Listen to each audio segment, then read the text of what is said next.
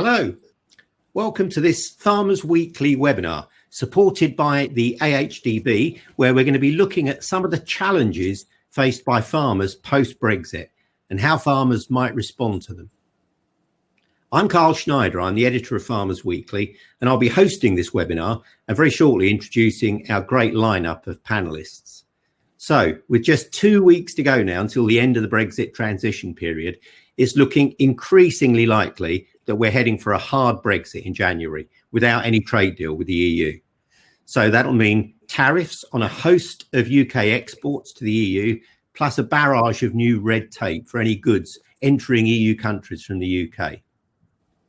Now, this comes on top of existing fears over new competition from overseas as the UK attempts to make trade deals with other countries such as the US, which are eyeing up hungrily the UK market for their farm goods. Access to labour is another concern for many farmers, with the prospect of increasing restrictions on the movement of workers from EU countries into the UK.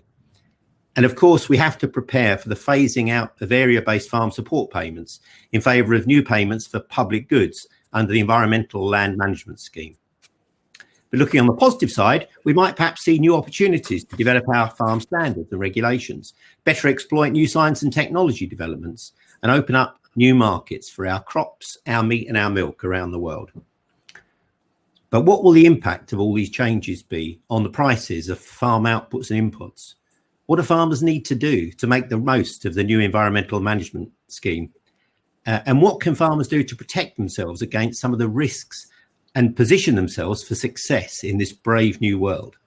So to help us take on some of these questions, we have an impressive panel of speakers.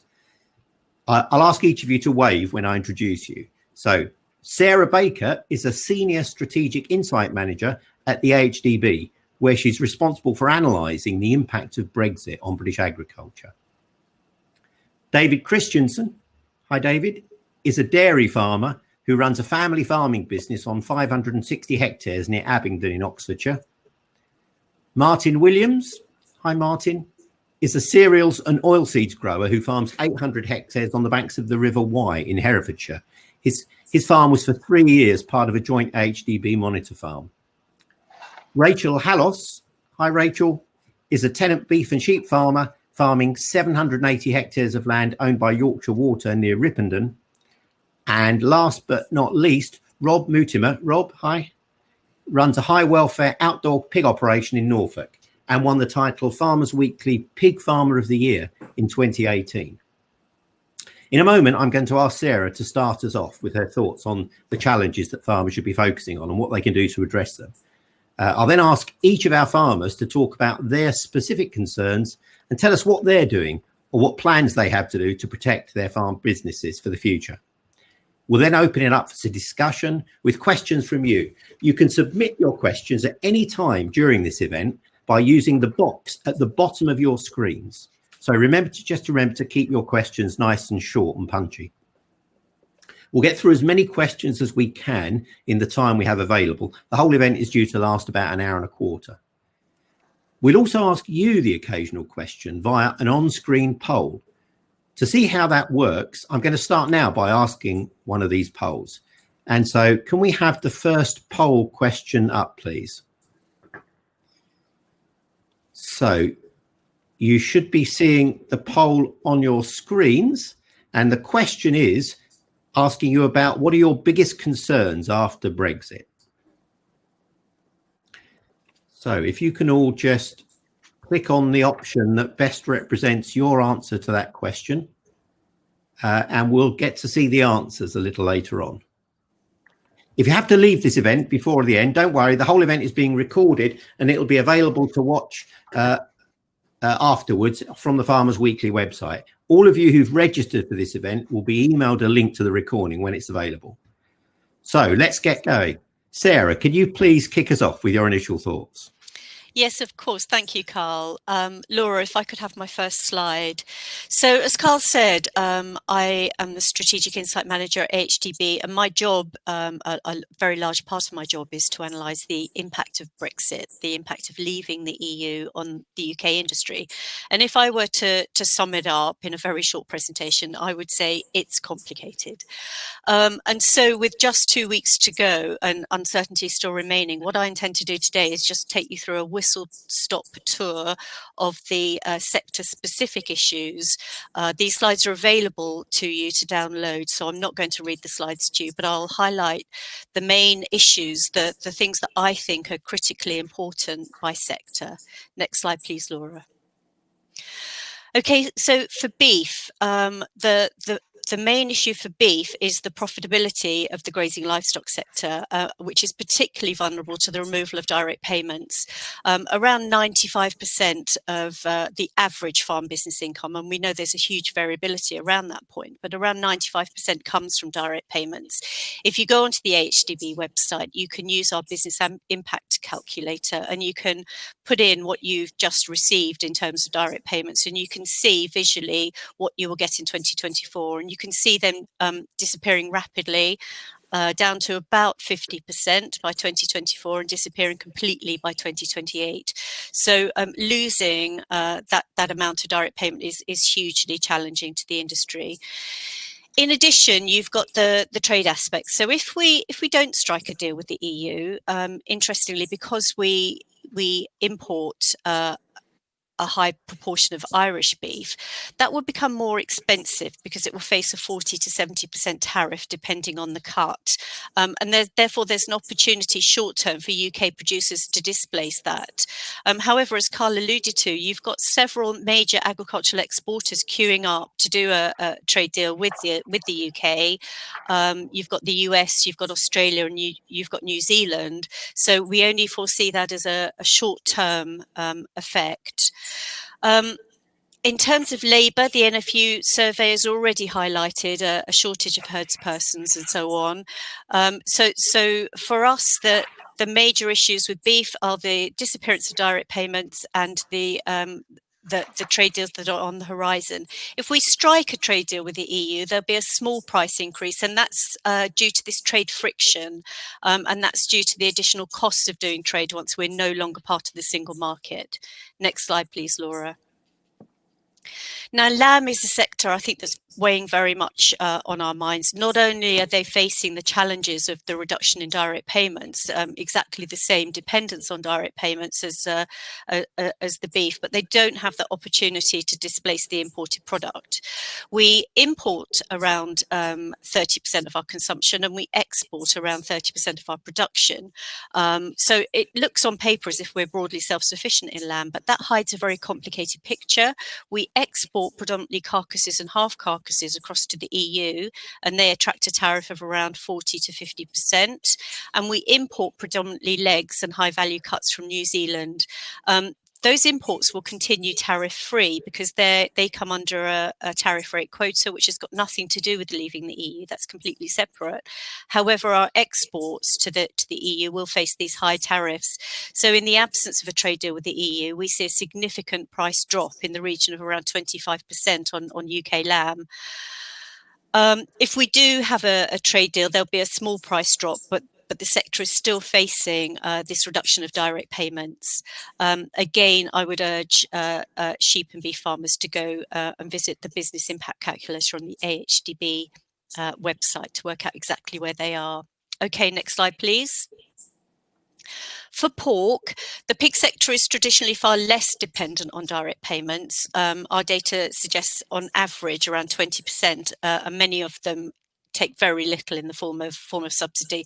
However, they're historically less likely to be involved in environmental programs, and therefore the extent to which they can participate in ELM or any of the new programs needs to be studied very carefully as more detail comes out around those the new English policy and those for the devolved nations. If we have a trade deal with the EU, again, there'll be a small price increase due to trade friction. But if we don't, Interestingly, because we're a net importer, there's an opportunity for UK producers to displace some of that imported product, again, in the short term, because we've got those agricultural exporters, particularly the US, queuing up to do business with us, and they are big pig producers. So we see potential price rises, and our modelling work suggests they're in the region of 17% due to this UK global tariff. But you have to allow for the carcass balance. So if we are displacing the imported product that's in high demand here in the UK, we would have to, in order for our farmers to get a decent return, find a market for that fifth quarter, the cuts that aren't in such high demand in the UK, and that can be challenging in the short term. Inputs and supplies, like the other livestock products, the animal medicines and the animal feed will remain tariff-free, but they will be subject to trade friction. Okay, next slide, please. If we move on to dairy, again, less dependence on direct payments than the rest of the grazing livestock, and a complicated picture because of the range of products that are available from dairy. We don't trade much in milk, if you like. We trade in processed products. Therefore, the opportunity to displace some of the imported product in the absence of a deal with the EU is dependent on the processing capacity here in the UK, or are companies willing to make that level of investment during a period of extended uncertainty? We know uncertainty is the enemy of investment. Is that money there to quickly capitalise on any opportunities that may arise from a no deal? And again, if we get a deal, there'll be a small price increase due to the trade friction. Next slide, please. Cereals. Cereals is another sector of high concern. I think cereals and grazing livestock are the ones that really do keep me awake at night. And again, that's down to the area-based payment, the direct payments, which have formed such a significant part of their income over the last few years, the last decade. So 79% of an average farm business income comes from direct payments. But their participation in environmental schemes suggests some opportunity.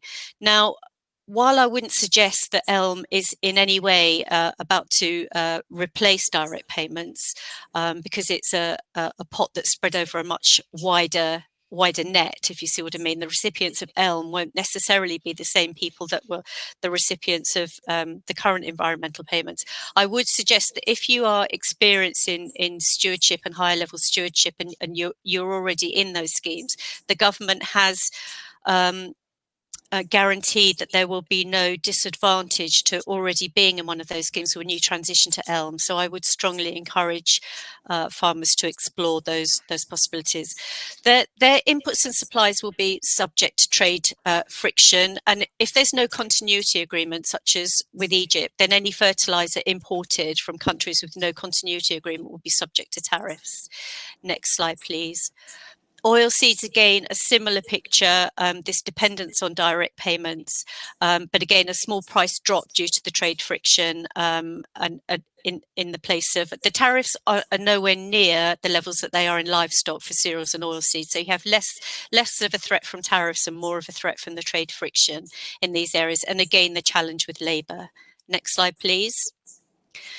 Potatoes, I think, are in a unique position. So the figure for general cropping and the reliance on direct payments gives us a figure of 60%, but we know that most potatoes are grown on rented land and they're grown by specialists, which raises a few issues. First, you've got high capitalisation, you've got very specialist equipment. Can you get those parts of machinery across in the EU when you need them without incurring extra costs and delays? It's challenging enough getting the crop in and out of the ground in these in these changing climate and the extreme weather events that we're having. On top of that, you've got the fact that we haven't got third country equivalents to export seed potatoes and ware potatoes currently with the EU. So from the 1st of January, we won't be able to export those products across to the EU. In addition to that, you've got the potential increase in labour costs. So a lot of challenges facing the potato sector at the moment. in the short term. If those issues can be resolved, then we see significant opportunity in potato, because we import a huge amount of processed and partially processed product across from the EU. And in the event of no deal, again, if the processing capacity is here, if you're in a position where you can grow the processing varieties, there's an opportunity to displace that product. And finally, next slide, please, Laura. Horticulture, and everybody is aware of the challenges that horticulture face. No dependence on direct payments, but a huge challenge in terms of their workforce. That the technology, the research and development, the mechanization of some of the harvesting, some of it will still require human intervention. Some of it is ready in sort of theoretical forms, but not either viable economically or in the state of the current state of the science to be reliable enough to be scaled up to a commercial level at short term. So you've got huge challenges in the form of labour for the horticultural industry, as well as some of their inputs, as I say, in the lack of continuity agreement being subject to tariffs.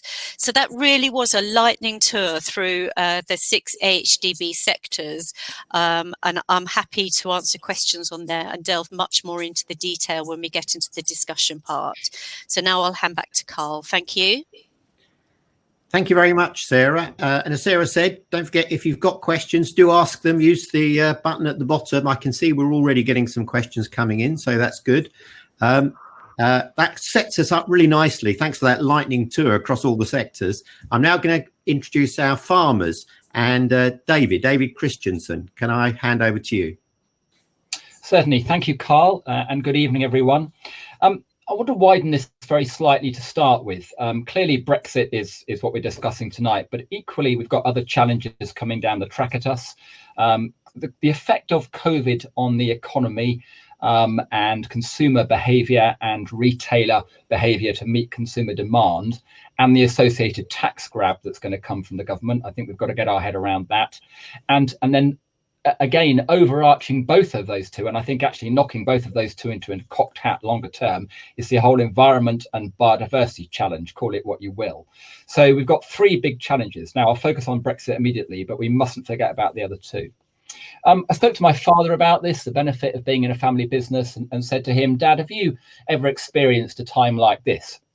And he sat and he paused and then he reeled off this list of interest rates of 20%, oil crises, the introduction of milk quotas he particularly mentioned, BSE, foot and mouth, the failure of dairy co-ops, etc., etc.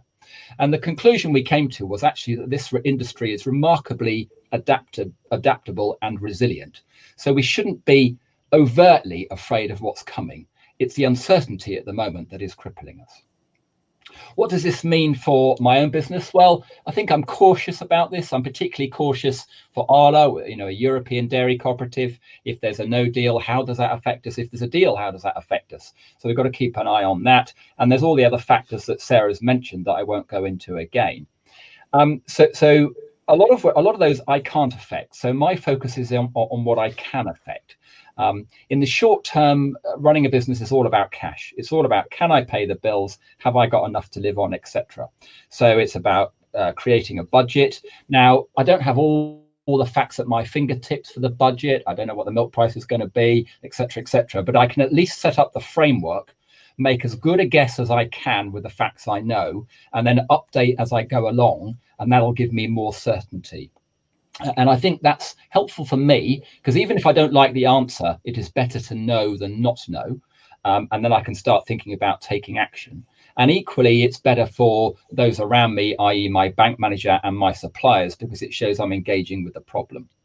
I think it's really important at this point we recognise the benefit of our wider support network as farmers. And that is consultant stroke advisor, if you have one for your farm, in particular accountant and solicitor, particularly if we're going to make bigger structural changes to our business as a result of this process, going back to that COVID tax grab that will be coming from the government. We need to keep an eye out for that.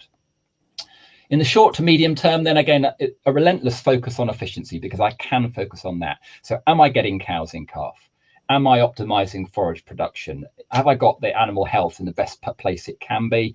Am I looking after the soil to the best of my ability? And my team as well, my staff, are they reassured about the business and about the whole Brexit process? And then when we look to the medium and longer term, then once I've got a little more clarity about the effect on the milk price and my input costs and stuff like that, then I can answer those bigger questions. Am I going to still milk cows?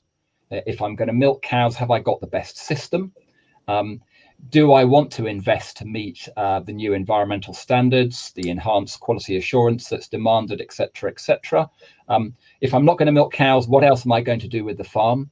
And finally, that old but ongoing chestnut of succession and retirement planning. So those are all the other questions that I need to look at longer term. And I think that the final point I want to wrap up with at this point is I think it's really important that we continue to review where we are with this, because what we don't want to do is to get into a pickle and then have to react from that state. It's much better if we react to any changes we need to make from a position of strength rather than getting into a mess first. So that's all I want to say to start with, Carl. Thank you.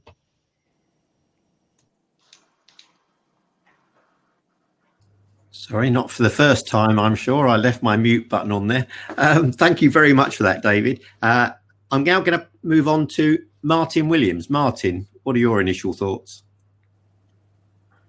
Well, as you can see, hopefully, by the slide that's about to appear, we're 4 years further on from the initial vote on the Brexit thing, and how much further forward are we?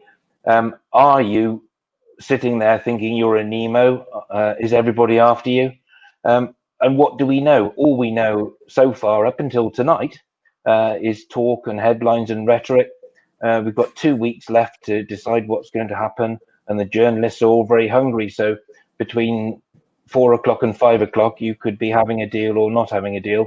And it's just sound bites, really, because until we know, we don't know. Journalists are desperate to second guess and third guess and fourth guess. And it's been, honestly, very disappointing. The actual truth of the matter is, I don't think they know, or they just won't admit it. So where are we? 2 years ago, I went to a chat by Sean Rickard, and he's sort of a Marmitey character. I'm not a fan of Marmite, but I don't mind Sean.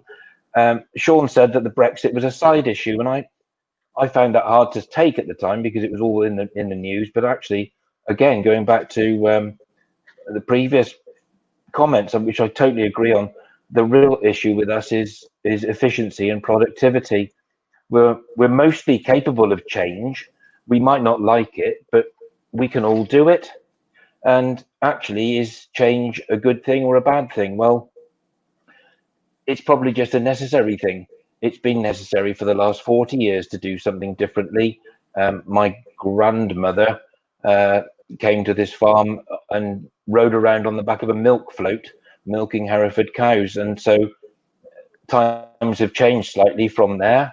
We don't have any cows, nor does anyone in my parish own an animal anymore, which you wouldn't have believed 10 years ago. So I think public perception is massive for us. How can we justify what we're doing to the public is huge to us. It wouldn't take long to rip BPS apart, as it has done over the last couple of years. And if you were a politician, would you want to feed your public on cheap food, especially after a COVID pandemic? I can't imagine any politician is going to vote for more expensive food, regardless of if they live next to a farmer on their weekends. So awareness is another thing I think we've got to be aware of, is the public's awareness. Anita Roddick started the Body Shop in the 80s, maybe, and all to do with fair trade and environmentally friendly bits and bobs. And so it isn't something that sort of caught us unawares. It's been coming for the last 20, 30 years. And environmental awareness is right on our doorstep now. So we live in a liberal society. Maybe that liberal society in the UK is happy to export its conscience and its environmental footprint. And maybe that's what they'll do for a certain amount of time. And maybe under the new Elm scheme, that's what the government are encouraging us to do, in that, yes, they're giving us provision to set aside land for a time when maybe people want the goods with provenance different to what they do now. Possibly. I'm only being argumentative. So me, how do I feel? I'm quite pragmatic. I'm aware of global production. I'm aware that people can do it cheaper than me. I don't think anything is new in farming. I don't think anything is new at all. We're just reinventing a wheel. We're producing food. We're just trying to do it better and better and better as time goes on. So do I feel vulnerable? Yes, I do.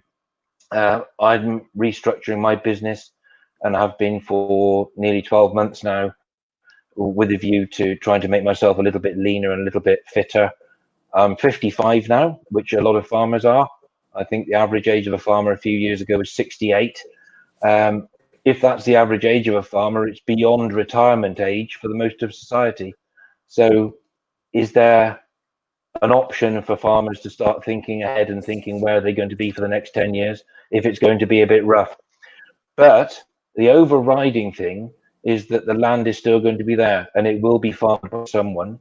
So why not, if you're keen, let it be you or me? We can do this, and despite the rhetoric, it's not the end of the world. That's all I've got to say for my starting point. Thank you, Martin. It's good to hear the sort of the feeling from the two farmers so far that we've faced some of these challenges, like not so different from this in the past, and got through it. So farming's track record of being resilient. Let's move on to our sheep and beef farmer, Rachel. Hi, Carl. Hi, everybody. Thanks for asking me to join you this evening. I think I'm just going to give you a little bit of a tour of, or a little bit of history on our farm here, actually. I'm a background wants to be a farmer, and why on earth would I want to be a farmer and then a married one? And we found ourselves in a situation on our farm where I moved to my husband's farm and it wasn't in a good place at all. And we took the tenancy on of that farm because we had a decision to make. And I think life's all about choices. You've got to get yourself in a position where you can make choices. And our choice was to walk away from the farm and start a new life elsewhere or fight it through. And we fought it through, and we made a lot of changes. And change is a word that reoccurred with the last two speakers. We're going through change, but farming has always changed.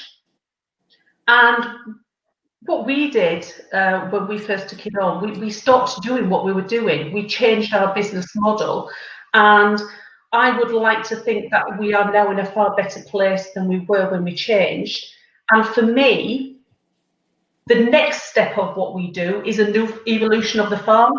Brexit has come along, and since 2016, I've been thinking, okay, how can we adapt? How can we evolve to make us fit for purpose after Brexit? So we've been looking at all the things that David and Martin have talked about. We've been looking at the business. We've been looking at what can we do? What are we good at on our farm? And that can be completely different to other people. I never will profess to be the best farmer in the world, because I wouldn't have the audacity to say that. There's far better out there than us. But what we're looking at is, can we get better at what it is that we do?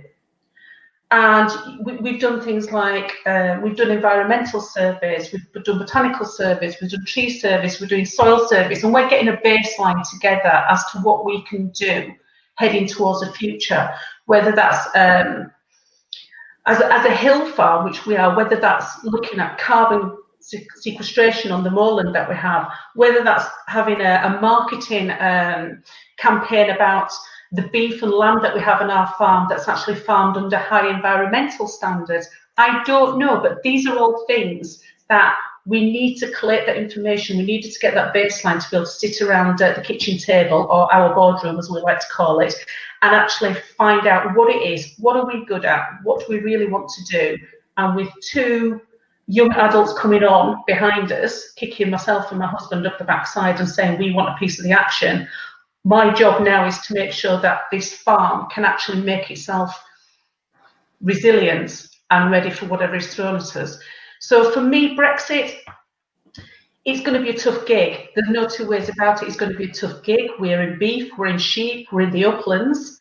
We have a very large environmental agreement, which I am hoping gets rolled over until we get some sort of clarity on elms, because at the moment there is just nothing there that is tangible for us.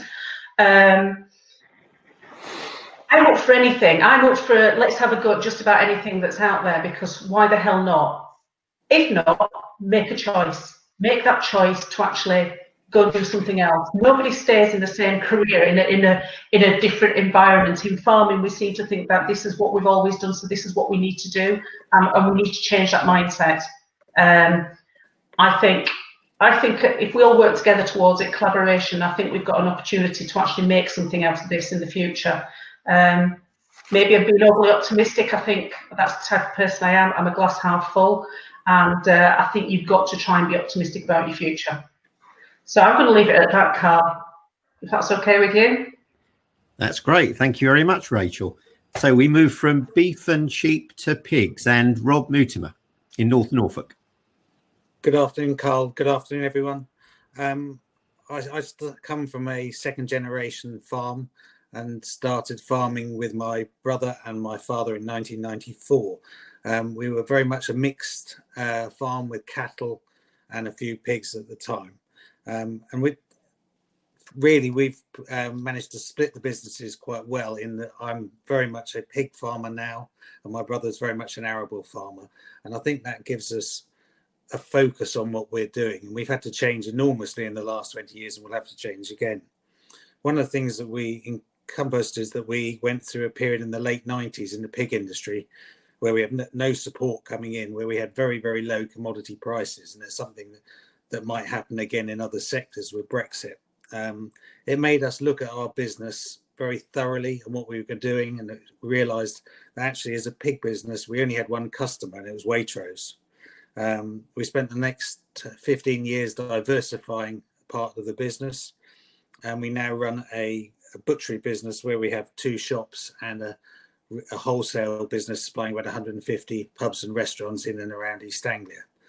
At least then, looking at the business at the beginning of this year when we were thinking about Brexit, we had 50% of the income coming from one customer and then 50% of the income coming from a totally different sector. And it looked quite good until we see COVID, which has caused enormous issues in that sector. So I'd say anyone who's looking at diversifying quickly, think about it. Yes, it's worked for us in the long term. We've had quite a big hit this year, but it doesn't need an awful lot of capital and an awful lot of energy to get something like that going. Our business receives around about single farm payment accounts for around about 0.5% of our annual turnover, and has done for the last 5 to 6 years. So the loss of the single farm payment for a pig farmer, as it was said by HTB, is not particularly big. But we're completely challenged by a change in our trading relationships. We really can't sell the whole of the pig carcass in the United Kingdom. And it really worries me that we're not that. We also know that the sow sales, all the cull sows end up in Germany in salamis and chorizos. And we know full well that if we get a tariff of 40 pence per kilo, that will put 3.5 pence a kilo on our cost of production, which again is something we have to look at very, very closely. I also see a double whammy for our business coming through, in that we've got rising retail prices. And are we going to see great numbers of people thinking that sovereignty should make them buy British? And I don't think we are, especially with the impending financial problems of the country coming forward. So that really worries me. We also have to have an open mind about pig production. We know our pig production is an expensive way of doing things due to our rules and regulations. The Americans can produce pork at around about 40% of the cost of what we can in this country. And that's a staggering figure. And it's something you can get very depressed about if you think about it too much. But we do also have challenges with labour, both on farm and are resilient in the processing factories. Around about 90% of the processing people are Eastern European. If they don't come, we've got issues, especially in the short term. So I find you can become very, very negative about it. But when we stand back and look at our business, I think the butchery business will be resilient. I think people will keep going out and eating in pubs and restaurants. Maybe it'll take a year or two to get back. But on the farm, we look at what we've got, and we've got an outdoor pig business.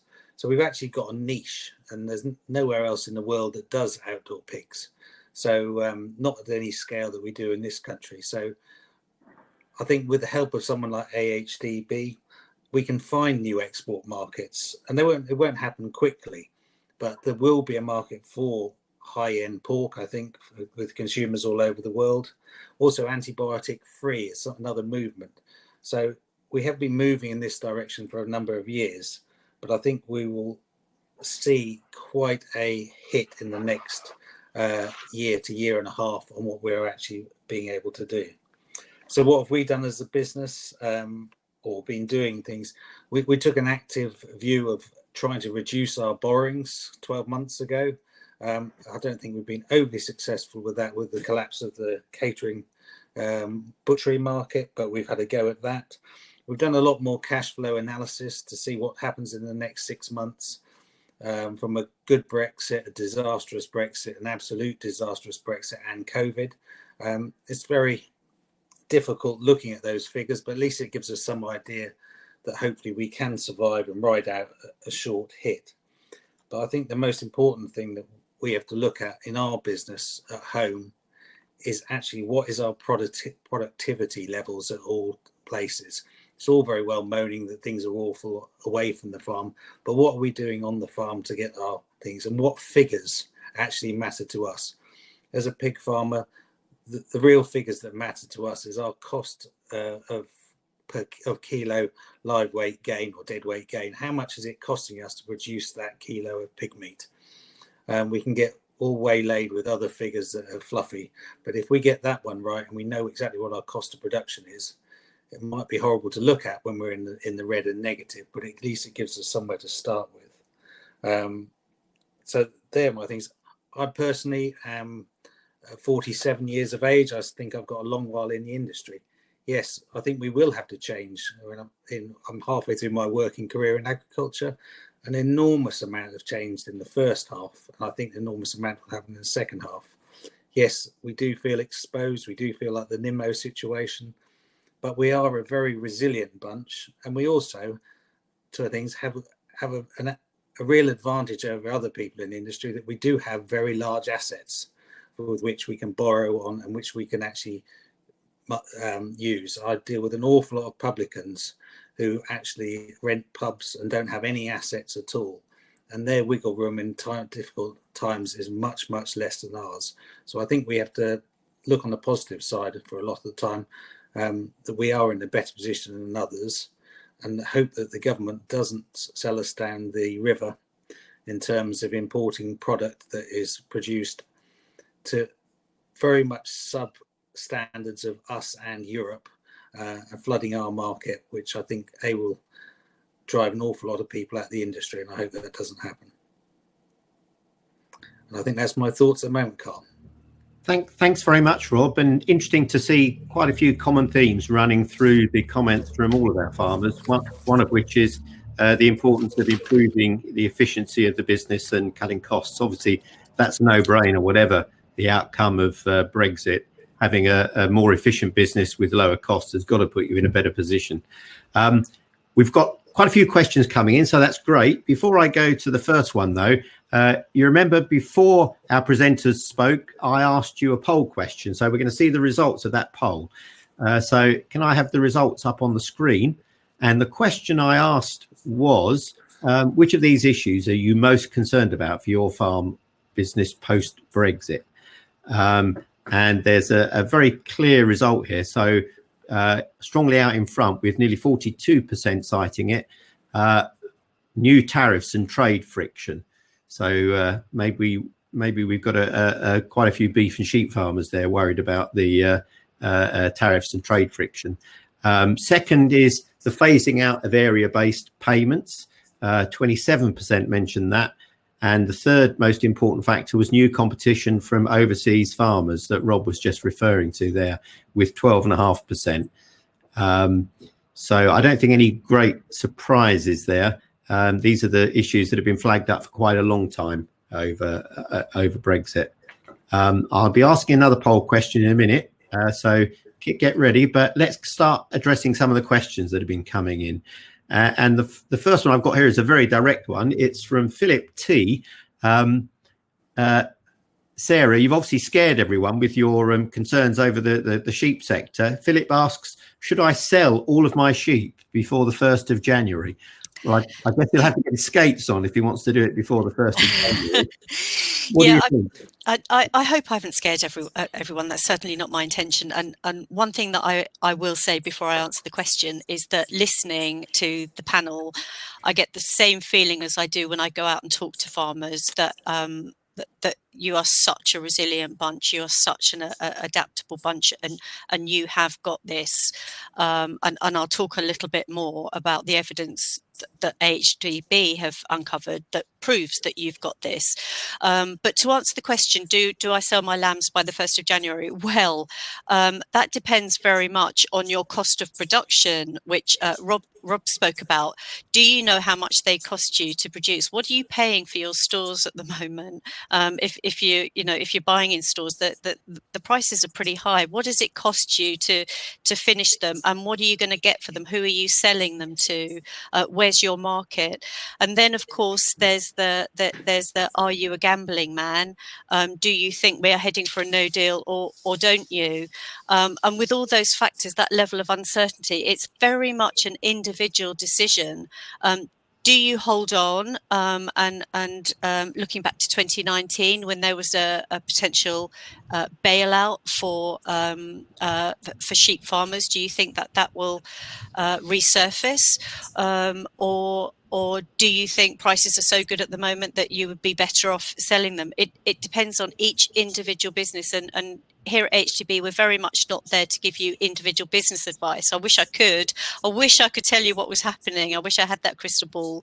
And the number of times that I've said over these last 4 years, well, next month we should know a little bit more, or next year the situation will be a little bit clearer. And here I am 2 weeks to the, before the end of the transition period. And you're quite right. The uncertainty is the biggest thing facing the sheep farm. So I know why you've asked me that, but I'm afraid I can't give you a definitive answer. That would be very much down to your individual judgment. Well, let's ask our sheep farmer, Rachel. Is it crossed your mind to sell all your sheep? Well, actually, interestingly, we've ever actually find we're far better at doing sheep now. So that maybe that's not a Brexit thing. That's another thing altogether. But we find less sheep gives better results. It's horses for courses, I guess. We have a set rule. The sheep come off the lambs come off the mothers. They go over the weigh scale. If they're anywhere in between 30 and 35 kilos, they go to market or stores. We're not in the business of finishing lambs on our farm. We don't have the ability to do it. It's far too costly to do so. And for us personally, we've had a good growing season, and those lambs are away. The only lambs that we've got on our farm now are the followers, and they're in what we have. Not a great deal, but I think it's like Sarah said. Everybody's got to make their own decision, but we have a plan on our farm, and our farmers get to a certain weight and off they go. End of. I'm not chasing any big prices or anything like that. That's where we're at. Pleased to hear that, Sarah. Sorry, Sir Rachel. You've got a fan here. Isaac Van Heerden said he's very impressed with your knowledge of your costs of production. How many farmers, especially in other sectors, would know their costs that well? And then he says, what percentage of farmers are benchmarking? So I think all of our farmers here have got a pretty good handle on their costs of production. But do you get the impression I get is that it's not uncommon for farmers not to have a good handle on that? Maybe David, is that the impression you get talking to your peers? I think the peers I talk to probably operate fairly good costings anyway, because they're of the same sort of mindset as me. So they're in the discussion group I'm in. As for the rest of the industry, I don't know. We're led to believe that they don't, but I can't comment on that. I think the point is it is critical to know what the costs are. and to know, and it's even more critical to know about the strengths and weaknesses. Particularly the weaknesses, because that's then clearly that points where you prioritize your time to invest to improve your operation. So I think it's that bit. And I think one of the problems for us is that we like to be out on the farm. We don't like to be sat in the office. So I think there are enough people out there that can do this for you relatively cheaply. So if you don't want to do it yourself, someone else can do it for you and facilitate that focus on those areas that need some attention. If I could just come in there, Carl, for a moment and follow that up from what David said. Isaac's quite right in saying that a lot of farmers probably couldn't just quote their cost of production straight off. But from the work that we've done, the characteristics of top performing farms, and going back to what I said previously about we've got the evidence to prove that you have got this. The top 25% of performers, there are 8 characteristics that sort of set them apart, if you like, and one of those is benchmarking, comparing your cost, formal or informal, comparing your cost of production with others. So knowing your cost of production is a fundamental success factor for your business. A very good question. Martin, as a cereal grower, how do you think things are in your sector? I think you're on mute, Martin. Oh no, are you there now? Yeah. Yeah. Well, it's a strange thing being a farmer, because I think if you went into Dragon's Den, 90% of farmers would just come out with a very sweaty shirt, and that would be in any sector whatsoever. So when it comes to uncertainty, I remember back in the 70s, and when we were a dairy farm, and you'd go to another dairy farm to gather a cupful of milk out of their bulk tank when it was allowed. They always had those circular charts on the wall for the calving chart, and you think, well, it looks like a computer. This is so advanced. And it's taken years for other sectors to catch up. Pig producers have been pretty good. They caught up with it pretty quickly. And if you go to the chicken industry, they would know down to the 0.1 of a pence their margins. And it all comes down to knowing your costs. Yeah. But farming is a gamble. And we go back to the sheep question that Rachel had from the guy who wants to sell his sheep before December. Well, there was a lot of money made on the Brexit vote night. There was a lot of money lost on Brexit vote night. And uncertainty, although it's uncertain and a bit uncomfortable, it creates a lot of gambling opportunity. And it depends as a farmer how much you want to gamble. I've talked to a guy who brings sheep to me for a holiday from Wales, and there are farmers buying store lambs at, say, 60 quid, 70 quid now, stockpiling them in the hope that in February they're worth a fortune because there's a shortage and we've got a deal. There's a big risk, but every farmer is different, and some people will relish that risk and others perhaps will shy away. But the Dragon's Den thing, any sector, I'd like to see anybody go in there and come out without anything other than a sweat on. I've got a follow-on question here, or I think it follows on from my colleague Philip Clark, our executive editor on Farmers Weekly. Hi, Phil. Glad you're watching. A lot of you have talked about increasing productivity and efficiency, but what would you say are the keys to doing that? I mean, I guess one of them is one we've just been talking about, which is having a handle on your costs, and I guess more generally knowing your numbers. If you haven't got the data in front of you, then it's very hard to improve performance because you don't know where you're good and where you're bad. But any other thoughts from our farmers on the key to improving your business efficiency? I'll jump in, Carl. I'll jump in, and it's a bit of a random one, but improve yourself. We spend an awful lot of time at looking at what the business can do, and actually we need to look at ourselves as well, and actually educate ourselves, increase our own education as well. And I think that can help you look at your business with different eyes. So that's my viewpoint on that one. That's a good point, because there's I've got a thing. David. Well, I was going to build on that and say, actually, very often the answer lies in a room full of farmers.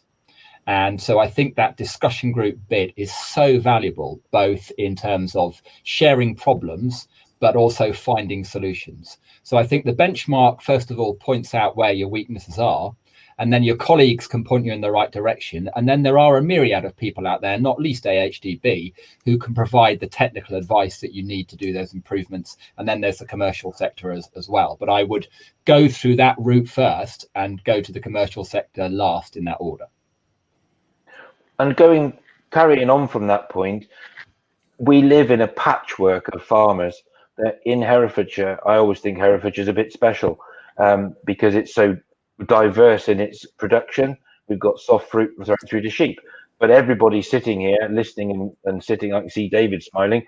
Every county thinks they're a bit special, but that patchwork of different people that creates a farming community, every different farmer has a different aspiration. What are your aspirations to do with agriculture? Is it a part-time thing? Are you a landlord? Are you a tenant? Are you happy on your own and farming for a hobby for someone to live? What is it? I mean, it depends on who you're talking to in that room full of people as to the different answers that you get from the same question. You go to 10 different pubs to discussion groups and probably get 10 different answers. It's interesting that I think I can't remember who it was, but one of you talked about farmer collaboration, and that's going a step beyond. Oh, yes, it was you, Rachel, wasn't it? And I guess that goes a step beyond just talking to other farmers and actually cooperating together to make 2 + 2 = 5. It's something that traditionally we're not very good at in the UK compared to our European neighbours.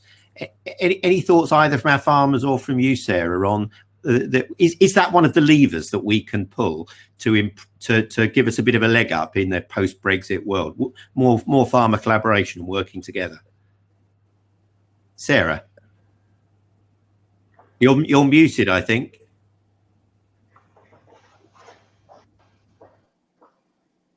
I think you're still muted. I can't hear you. Can anyone else hear Sarah? We'll come back to you, Sarah. We'll see if we can sort you. Rachel. Yeah, I'll just jump in there again, as I do. I just think it's collaboration amongst farmers, but it's also collaborations with other people. We're tenants, and we've worked hard at creating a relationship with our landlord. And I noticed that Rob talked about, his bank and people like that. We class that they are part of what we do. Our bank manager, our landlord, the environmental work that we've done. We've formed relationships with those people, and that's all collaboration. And I would love to see farmers doing more of that, not just with other farmers as well, because it's given us a form of security around what we're doing. We all know where we're heading. We all know what we're trying to do. And I think as a tenant, that's really, really important. But I also think that collaboration with other farmers, we can become so much more powerful. And I think it's something that we're not good at in this country at all. And I think we need to start looking elsewhere and learning from other people and be working better together to the greater good of our industry. Rob, I think you need to say something. Rob? Oh, sorry, Carl. One of the things I say is we do benchmarking with the industry, and I know it's in very different industries, but sometimes as farmers, I think we get too entrenched on what's happening in our own industry. So for a pig farmer, I find visiting a chicken farm up the road really just more enlightening than actually going around and looking at listening to endless pig farmers and looking at the way the chicken industry has evolved in the last 15 years and how they are so much more technically advanced than us as pig farmers actually does give you an awful lot more better overview on what's wrong with your own business rather than just looking at other pig farms. I think. Can I jump in with that? I mean, collaboration is an ironic thing to be talking about when we're discussing Brexit. We've just been talking about collaborating with our neighbours and making things comfortable for everybody. When we're discussing what are we going to do when we fall out with our neighbours and have to do it on our own. So I think if you took that analogy right back down to farmers, until you're very hard up, you probably don't want to collaborate with anybody because you're all independently sitting on the Bastille wall. But as an industry, we're pretty rubbish at it. Insurance companies have amalgamated, car companies have amalgamated, clothes companies have amalgamated. I know much to the detriment of the high street now that, let's say, Arcadia disappear in a couple of weeks' time. That's probably 8-10 shops up the high street, all with different names on them. And poor old Debenhams have disappeared. And they were department stores of collaboration of different brands coming together. So as farmers, I think we're absolutely rubbish at collaborating, regardless if we say we share the chain harrows with our neighbour or we might borrow his slurry tanker. It's really not good enough on a global scale. If we want to talk about collaboration, we possibly should be block cropping Herefordshire and then putting all the corn in Lincolnshire and putting the sheep in Herefordshire. You know, that's block cropping and that's collaboration, but that's probably taking it to the nth degree.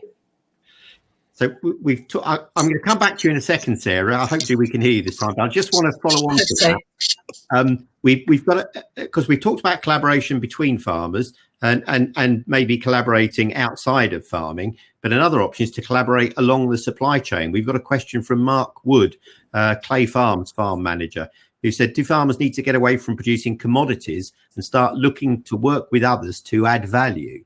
Is that something?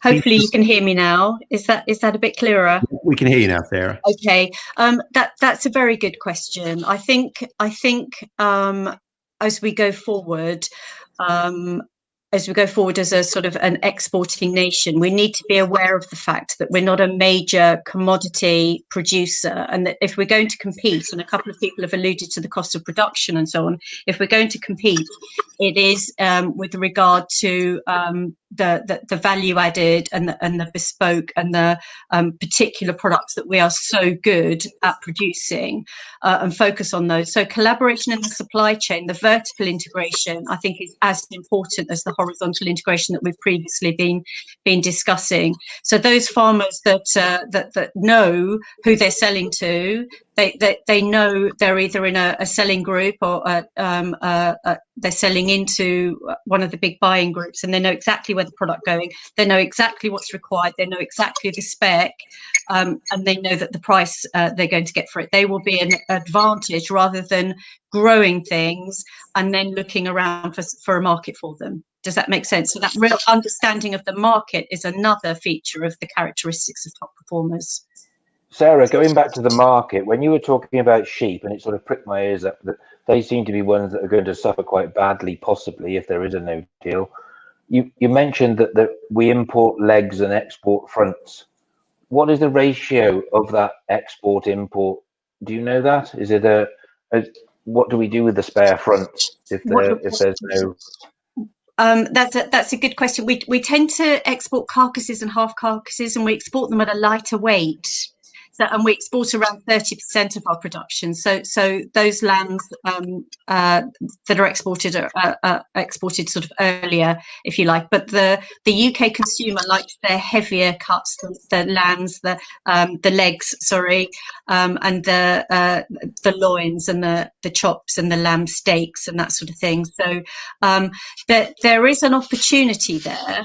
And this is one thing that I would say, to either shift the consumer perception, the sort of permission to eat meat and enjoy meat, that is lamb is a very sustainably produced meat, as we know, and we have a very good story to tell and with regard to environment, but also to be aware, and I don't want to be all doom and gloom, that if we can get past leaving the EU and we are competing in this global marketplace, we have a significant proportion of the global population that is rising in terms of wealth, and as populations become wealthier, they consume more meat and dairy, and therefore there are significant opportunities out there for us to supply those markets. Just a word on cost of production. Your cost of production won't define whether or not you can compete in a global marketplace. So the fact that other countries can produce goods at a lower cost of production, when the demand is strong enough, which at the moment it is from East Asia because there's a protein shortage for African swine fever, there will still be room for UK produce in that supply chain when things like the quality, the sustainability, the consistency of the product are there. I was listening to a webinar the other night with Nick Sapphire, your head of state, and it was suggested there that the UK home consumption was about 62% now, whereas post-war we were in the sort of 85% in home consumption. Where do you see the opportunity for us locally to sell more of our goods if they're unwelcome abroad in the meantime? That's a complicated picture, and we've touched on that with COVID, the sort of changing patterns of consumption. I heard very early on in the Brexit debate that if we weren't going to import and export fruits and vegetables to the extent we do now, people would have to get used to eating vegetables that we could grow at home. Well, the consumer is very sophisticated now, and we're used to having a wide range of products at all times of the year available to us. So to go back to just rely on our homegrown produce, would have seasonality and the different cuts to contend with. There is scope to fulfill that demand. There is scope to extend breeding seasons and so on and smooth out those seasonality. But at the moment, the trade patterns reflect the fact that we produce at certain times of the year, and countries in the southern hemisphere complement that. So it allows us to keep the market supplied all year round. I'm not quite sure how we would address that in the short term, or if you could shift consumer demand to get back up to those sort of those pre-war levels. But what I would say with COVID and the massive shifts in patterns of consumption that we've seen is never say never. This year has been unprecedented. The increased demand for in-home cooking and the increased demand from cooking from scratch as opposed to going out to eat and so on. So again, I would say that there is a significant opportunity there for within the domestic market.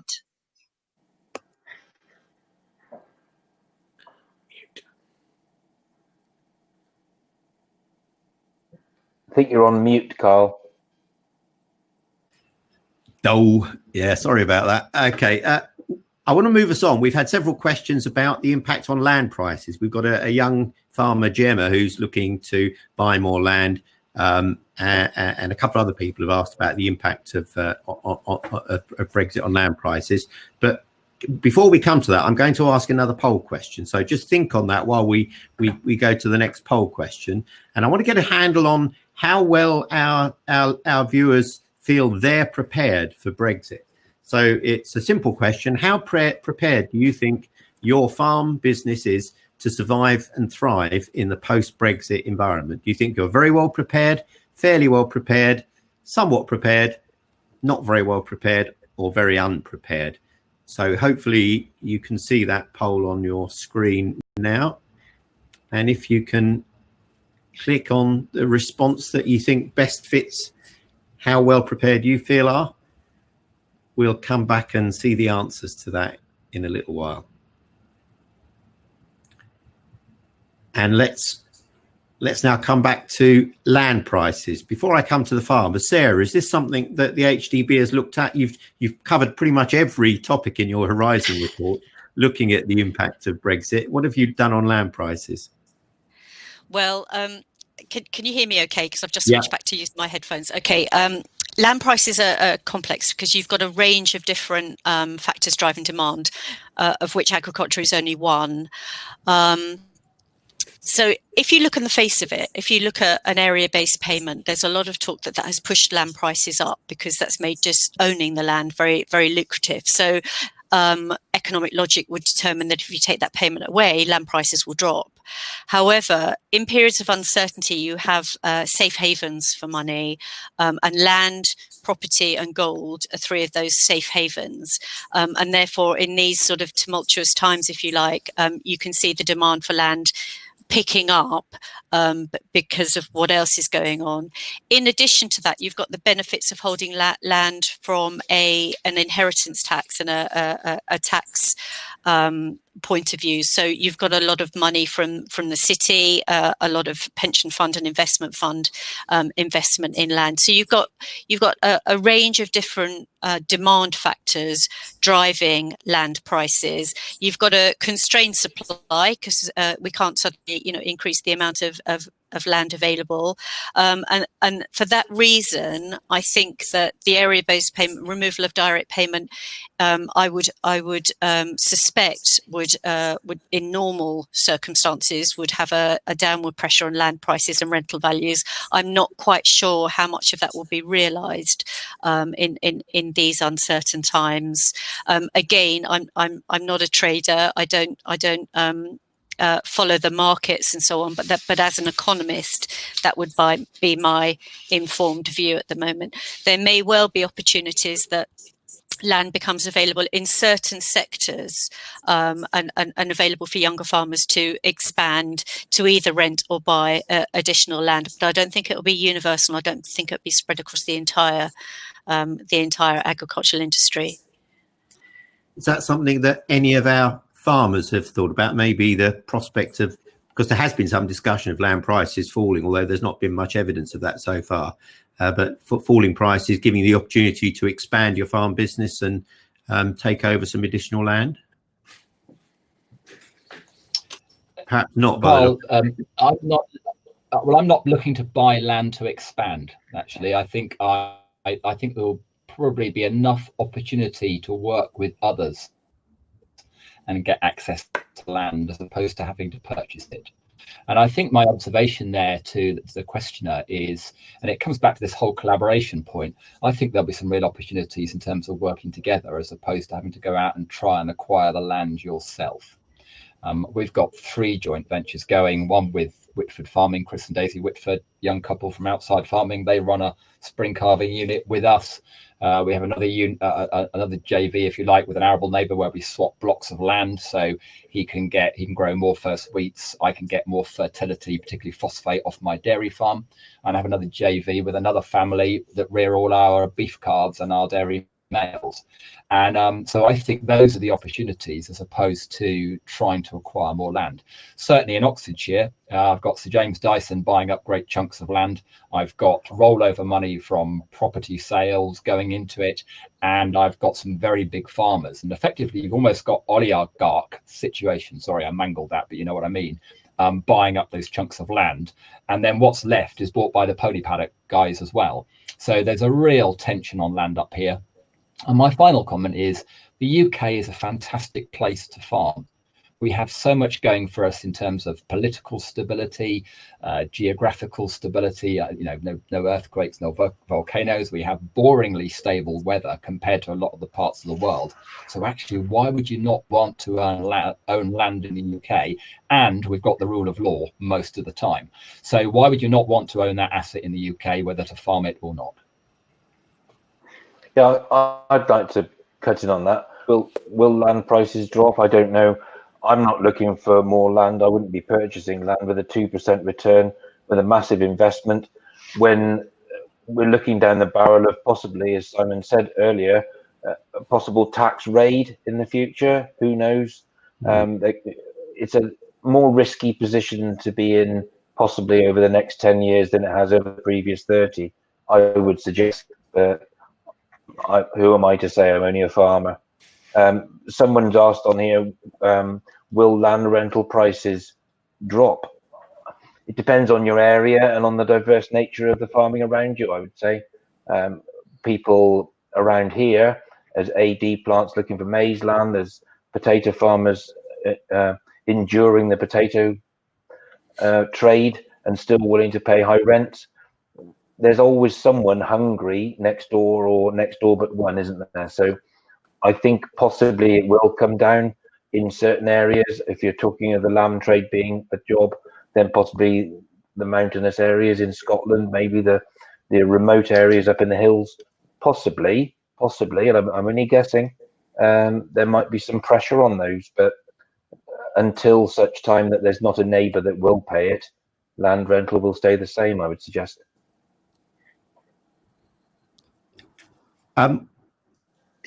Sarah, you in your presentation at the beginning, you were sorry, I've lost my train of thought. Oh, that's right. I was going to come to the poll result next. That's it. I knew I was going to do something else. Can we have the results for poll 2 up on the screen? So remember, the question I asked was, how prepared do you think your farm business is for Brexit? And the answers are somewhat prepared, 47.8%, not very well prepared, 21%, fairly well prepared, 20%, only 7.8% think they're very well prepared. But the good news is that only 3.3% think they're very unprepared. So most settling in the middle ground there. I guess until we know more about what Brexit means, what the specifics are going to be, it's hard to know how well prepared you are for it. And I guess that's one of the challenges we face, that it's certainly in terms of the environmental payments, we don't know a lot of the details yet. Now, Sarah, you were recommending that farmers should get involved in the existing schemes, and we've got the sustainable farming incentive due to come in, I think possibly as early as the end of next year, as a stopgap between the sort of existing stewardship schemes until ELMS comes in fully in 2024.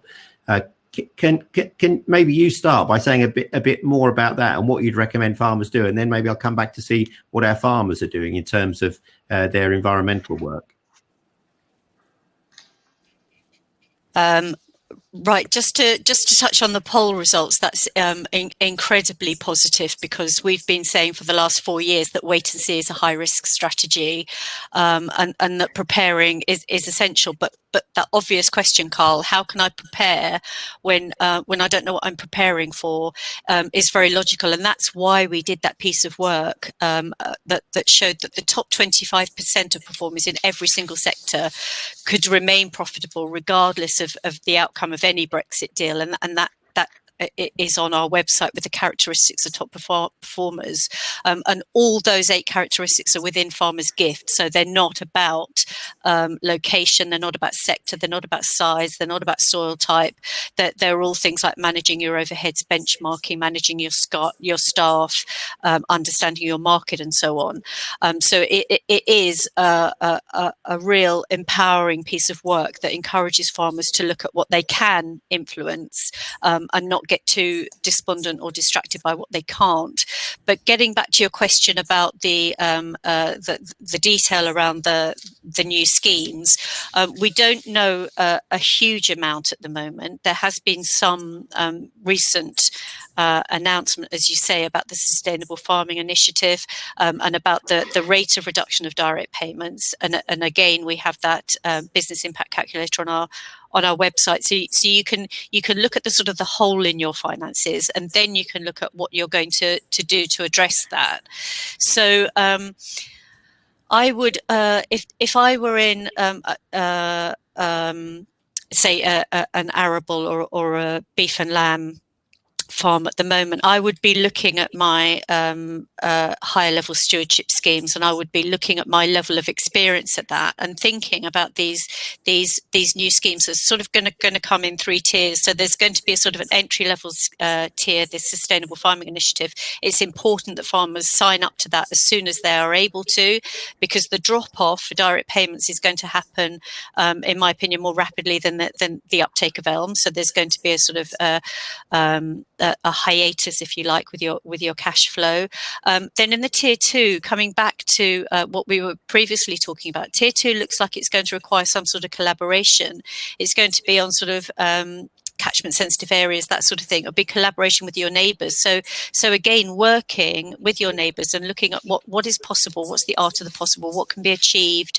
As soon as detail about those schemes becomes available, I think it will be incredibly important. So joining those farmer discussion groups, keeping abreast of any announcement, which HDB will of course do for you, and let you know via our webpage. But I think that collaboration for the tier 2, the tier 3 schemes are more at a landscape level, so they're more sort of and don't forget, this is only for England, that the ELM scheme is only the policy for English farms. Agricultural policy is devolved, so there will be a wealth of other schemes for our industry in the devolved nations.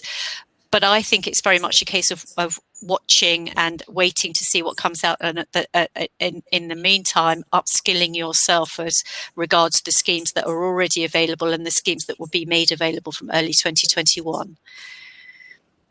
Thanks, Sarah, and thanks for reminding me about the what's true in England in these areas isn't the same in Scotland and Wales. I'm going to get a barrage of emails now from Welsh and Scottish farmers complaining that I've left them out.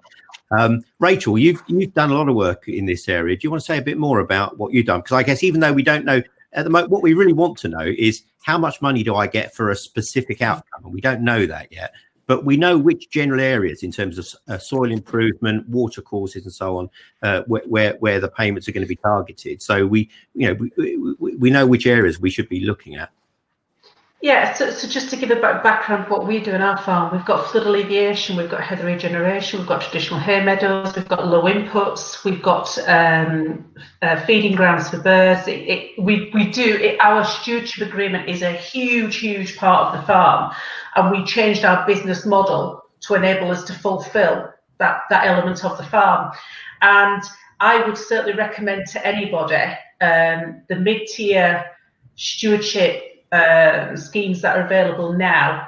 No, they're not the best at all, but try and see where you can fit into there. Don't sit and wait, because you might be waiting a heck of a long time, to be quite honest. I've been involved in quite a few of the DEFRA meetings regarding ELMs, and without wanting to offend anybody within DEFRA or anything, you might be don't expect anything soon. So don't sit and wait, do something about it.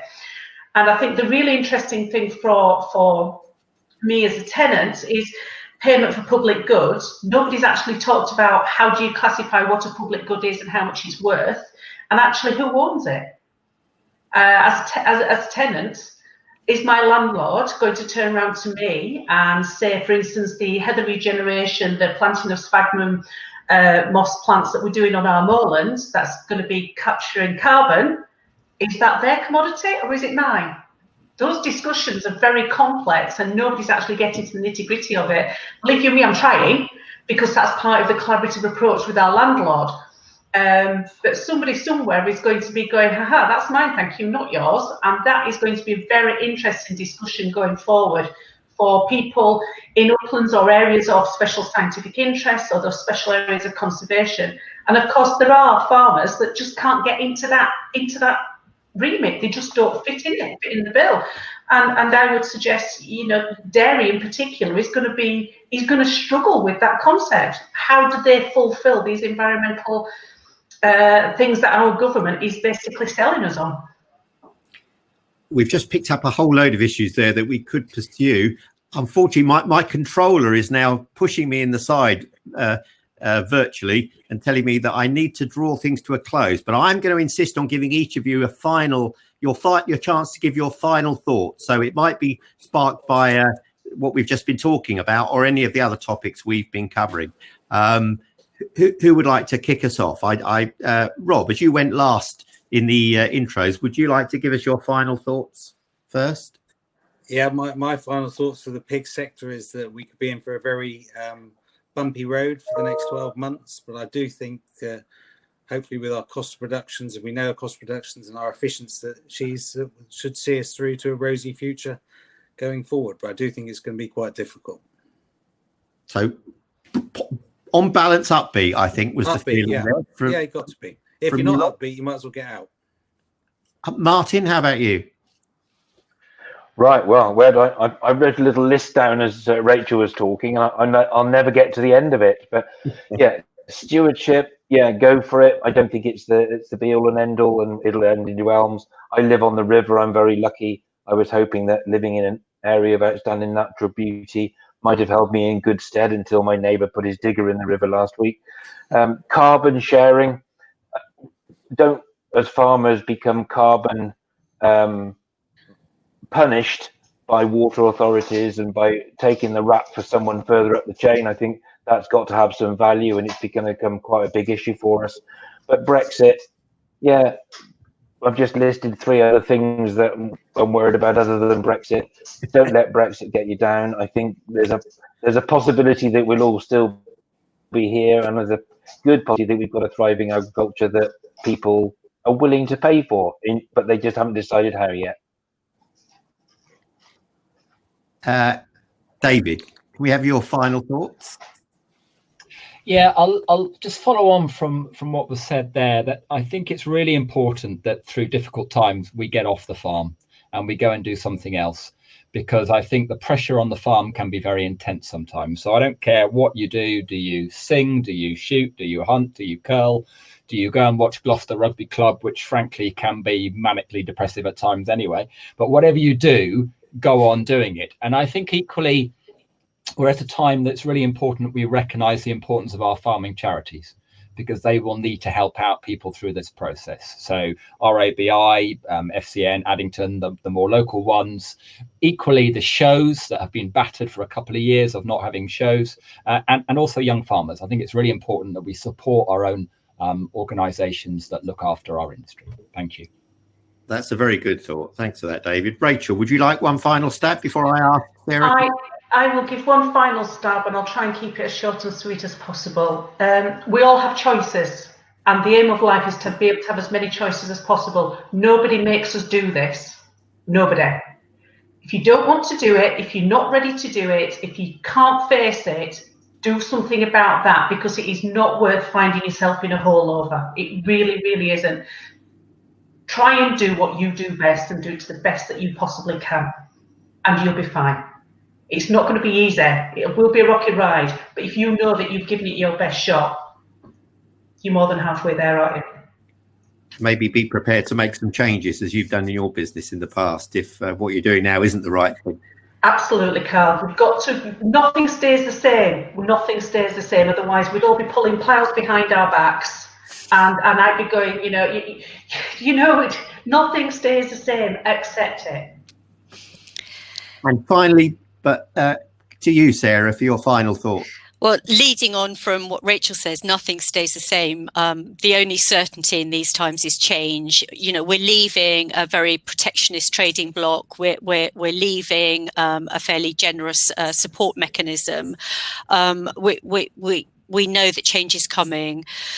Change creates opportunities as much as it does threats. And so don't bury your head in the sand. Make sure you are abreast of those changes, and make sure your business is in the best possible shape, so that you can take advantage of those opportunities as they do arise. Like Rachel, I'm incredibly enthused by the attitude towards change from the panel today, and from the poll results. It really sounds as if the industry is looking at this change. It's examined the change. It knows the change is coming. It knows what it's going to need to do to respond. It's the adaptation to change. To quote Darwin, it's not the fastest, the biggest, the richest, the cleverest that will survive. It's those that are most adaptable, and therefore be adaptable, be ready for that change, and let's get ready for the future. Thank you very much, Sarah. That's a great way to wrap up. Just a few final remarks. First, some thank yous. I want to give a big thank you to all of our panelists for sharing their views this evening. A huge thank you to the HDB for supporting this event and making it all possible. And thank you, our viewers, for tuning in and for your excellent questions. I'm really sorry we couldn't get to all of them. This is always the case when we do these webinars, but I hope we managed to answer some of them anyway. I hope we gave you some food for thought. Don't forget, the whole event has been recorded, and you'll be able to watch it on demand very shortly on the Farmers Weekly website. So if you've registered for the event, which you must have done if you're watching this, then you'll be emailed a link when the recording is available. And just finally, I wish all of you a very Merry Christmas. And whatever the final outcome of the Brexit trade negotiations are, let's hope that 2021 is a better year than 2020. Merry Christmas to all of you.